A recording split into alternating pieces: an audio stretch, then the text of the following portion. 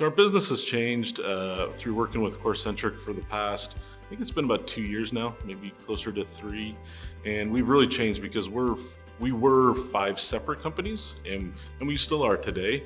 But Corcentric has allowed us to take our buying power and combine it through those 5 companies, and allowed us to use everything we were buying every day, but now we buy it as a group, and that's really saved us. The second part is really on the invoicing side. So we do have a centralized AP department. So all 5 companies' AP invoices were coming through. And just from our fleet side, it was over 1,000 invoices a month coming through. And now Corcentric handles a huge portion of those. So that's saved time on the AP side, and now they like us instead of hating us and everything that we were kind of bombarding them with.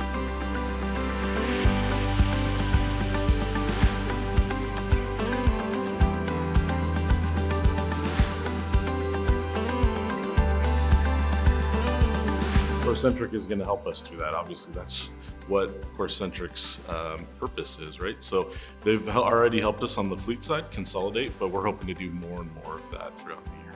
One word that describes our experience with Corcentric is partnership.